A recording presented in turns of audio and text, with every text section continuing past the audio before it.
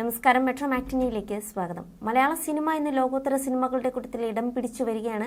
എന്നാൽ പുറമേ നിന്നും കാണുന്ന മനോഹാരിത സിനിമകൾക്കുള്ളിൽ നിന്ന് നോക്കുമ്പോൾ ഇല്ല എന്ന് ഹേമ കമ്മിറ്റി റിപ്പോർട്ട് പുറത്തു വന്നതോടെ വ്യക്തമായിരിക്കുകയാണ്. കേരളത്തിൽ നടക്കുന്ന നിരവധി വിവരങ്ങളാണ് റിപ്പോർട്ടിലൂടെ പുറത്തുവിട്ടിട്ടുള്ളത്. അവസരങ്ങൾക്ക് വഴങ്ങിക്കൊടുക്കുന്നത് മാത്രമല്ല, സിനിമാ സെറ്റിൽ സ്ത്രീകളുടെ പ്രാഥമിക കാര്യങ്ങൾക്കുള്ള അനുമതി നിഷേധിക്കുന്നതിനെ പറ്റിയും റിപ്പോർട്ടിൽ വ്യക്തമായി തന്നെ പറയുന്നു. മാത്രമല്ല, സിനിമയിൽ കാസ്റ്റ് ചെയ്തിട്ടും വഴങ്ങിയില്ലെങ്കിൽ റിപ്പീറ്റ് ഷോട്ടുകൾ നൽകും. 17 തവണ വരെ ഇത്തരത്തിൽ തുടരെ ഷോട്ടുകൾ എടുപ്പിച്ച് ബുദ്ധിമുട്ടിച്ചതായി റിപ്പോർട്ടിൽ പറയുന്നു. കമ്മിറ്റി മുൻപാകെ മൊഴി നൽകിയ പലരും പറഞ്ഞ കാര്യങ്ങൾ നടുക്കമുളവാക്കിയെന്ന് കമ്മിറ്റി അംഗങ്ങൾ നേരത്തെ തന്നെ വെളിപ്പെടുത്തിയിരുന്നു. പലരും പരാതി നൽകാത്തത് ഭയം കൊണ്ടാണെന്നും റിപ്പോർട്ടിൽ പറയുന്നു. തലേന്ന് ഉപദ്രവിച്ച ആളുടെ ഭാര്യയായി അഭിനയിക്കേണ്ടി വന്ന അനുഭവം കമ്മിറ്റി പുറത്തുവിട്ട റിപ്പോർട്ടിൽ പറയുന്നുണ്ട്. ഉപദ്രവിച്ച വ്യക്തി കൂടെ അഭിനയിക്കുമ്പോൾ ആളുടെ മുഖത്തേക്ക് നോക്കാൻ തന്നെ പേടിയാണെന്നാണ് ഒരാളുടെ മൊഴി.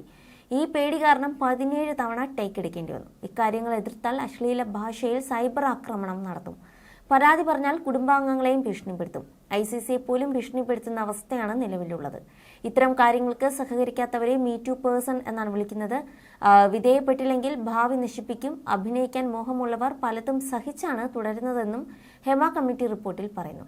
സ്ത്രീകളുടെ അവകാശങ്ങൾക്ക് പരിഗണന ലഭിക്കുന്നില്ല. ടോയ്ലറ്റ് സൗകര്യങ്ങളും വസ്ത്രം മാറുന്നതിനുള്ള ഡ്രസ്സിംഗ് റൂമുകളും പല സെറ്റിലും സ്ത്രീകൾക്ക് ലഭിക്കുന്നില്ല. മാത്രമല്ല, പല സെറ്റിലും വെള്ളം ലഭിക്കുന്നില്ല എന്ന നിലയിലും പറഞ്ഞിട്ടുണ്ട്. ആർത്തവ സമയത്ത് സിനിമാ സെറ്റിൽ കടുത്ത പ്രതിസന്ധികളാണ് സ്ത്രീകൾ നേരിടുന്നത് എന്നാണ് ഹേമ കമ്മിറ്റി റിപ്പോർട്ടിൽ പറയുന്നത്. ആ സമയങ്ങളിൽ നാപ്കിനുകൾ മാറ്റിയിടാനും അവ നശിപ്പിക്കാനുമുള്ള സൗകര്യം ഷൂട്ടിംഗ് സ്ഥലങ്ങളിൽ സ്ത്രീകൾക്ക് ലഭിക്കാറില്ല. കൂടാതെ ടോയ്ലറ്റിൽ പോകുവാൻ സ്ത്രീകളെ അനുവദിക്കാറുമില്ല. ഷൂട്ടിംഗ് സെറ്റിൽ അത്തരം സൗകര്യങ്ങൾ കൊടുക്കില്ല. അതിനാൽ സ്ത്രീകൾ വെള്ളം കുടിക്കാതെ പിടിച്ചു നിൽക്കും. ഇത് യൂറിനറി ഇൻഫെക്ഷൻ പോലുള്ള ഭീകര ശാരീരിക അസുഖങ്ങൾക്ക് കാരണമാകുന്നു. പ്രൊഡക്ഷൻ യൂണിറ്റിലുള്ളവർ പുറത്തുള്ള ടോയ്ലറ്റിൽ പോകുവാൻ അനുവദിക്കാറില്ല. കാരണം ഇത്തരം പ്രാഥമിക ആവശ്യങ്ങൾ നടത്തുവാനായി ഏകദേശം 10 മിനിറ്റ് നടന്നാൽ മാത്രമേ അത്തരം സ്ഥലങ്ങൾ കണ്ടുപിടിക്കാനാവൂ. ഒരു ജൂനിയർ ആർട്ടിസ്റ്റായി സിനിമയിൽ പ്രവർത്തിക്കുന്ന സ്ത്രീ പറഞ്ഞ വാക്കുകളാണിത്.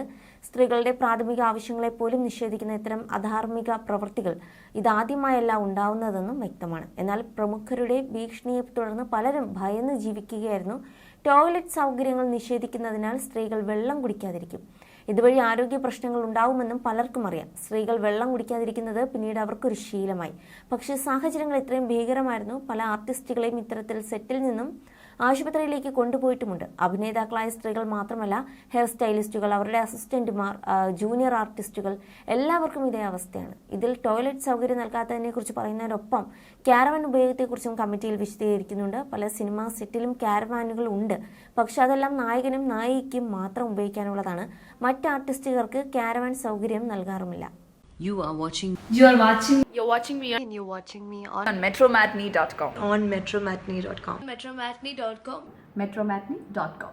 Subscribe for more videos. Subscribe for more videos. Subscribe here for more videos. Subscribe now. Thank you.